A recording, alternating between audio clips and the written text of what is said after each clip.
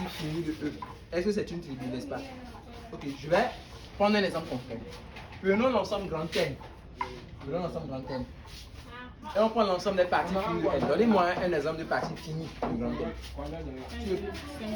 Tu ne prends pas singleton 5 ponts. Tu ne prends par exemple la paire 5, 6. C'est une partie finie. On est d'accord? Maintenant, quand je prends 3, 4, c'est une partie finie. Quand je prends 7, 2, je peux faire ainsi de suite. C'est aussi une partie qui est finie de N. Ce sont tous des parties finies de N. Maintenant, est-ce que l'ensemble constitué de toutes ces parties-là, l'ensemble constitué de toutes les parties finies de grand N, est-ce que ça forme une tribu? Donc quand je dis ça forme une tribu, c'est quoi? C'est d'abord le fait que, bon, on va y aller dans l'ordre, je vais dire. D'abord, il faut que ça contienne le vide. En gros, est-ce que le vide est une partie finie? Est-ce que le vide est fini ou bien fini? L'ensemble vide. L'ensemble vide, est-ce qu'il est fini ou bien infini? Bien fini. Il est fini et il y a 0 élément. Donc l'ensemble vide est une partie finie. Donc l'ensemble vide, je vais noter, vous voyez, l'ensemble des parties finies là, on va l'appeler. Quelle lettre vous voulez qu'on utilise pour le noter? On va noter P2N. tout ça là. P2N. F. F comme fini, hein. C'est une notation stylée. Regarde, vous me faites. F, c'est l'ensemble des parties finies de grand N. Donc l'ensemble vide est une partie finie. On est d'accord? Ok. Pour être une tribu, il faut d'abord contenir le vide. Ça, c'est le minimum. On est d'accord? Ok. Il faut être stable par union. Quand je dis stable par union, bon, les gens ont la stabilité par union pour l'union. Parlons de la stabilité par différence. Parlons de ça pour l'union.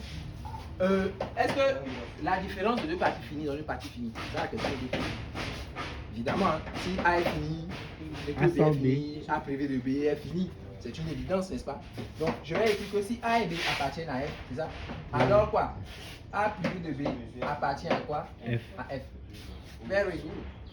Si A et B appartiennent à F, si A et B sont finis, est-ce que la union B est finie? Oui. Oui, évidemment, n'est-ce pas? La union B aussi est dans F. En fait, les deux dernières propriétés que j'ai écrites, c'est la propriété d'anneau. Ce sont les propriétés d'anneau. Un ensemble qui est stable par différence et par union. Comme ça, sera un anneau. Donc, si on me disait que c'est un anneau, c'est vrai. Mais être algèbre, c'est beaucoup plus fort que ça.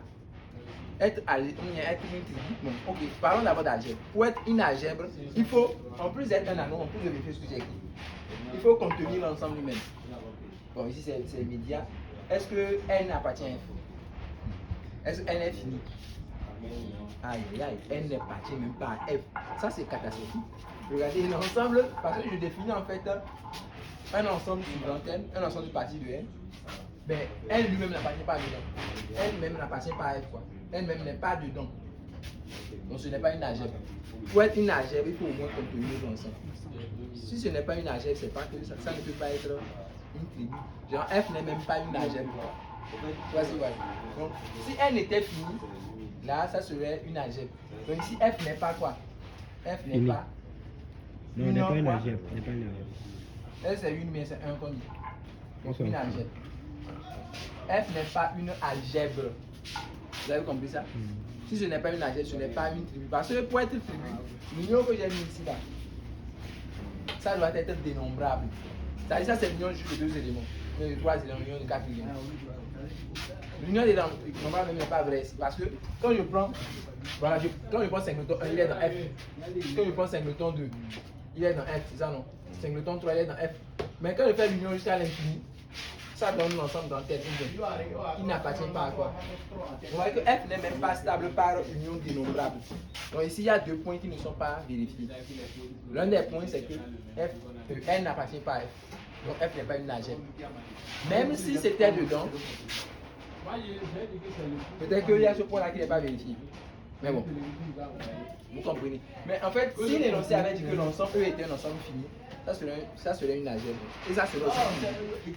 Si l'énoncé avait dit que l'ensemble des parties finies d'une partie finie, l'ensemble des parties finies d'un ensemble lui-même qui est fini, là c'est une algèbre. Si l'ensemble E lui-même était un ensemble qui est fini, ça serait une algèbre.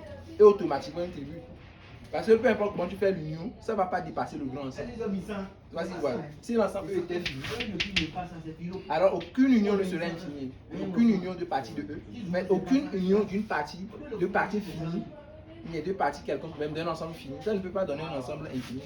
Est-ce que vous voyez? Donc si jamais l'ensemble E était un ensemble qui est fini, ça serait une tribu. Mais si finalement la bonne réponse, est-ce que c'est vrai ou bien c'est faux? C'est faux.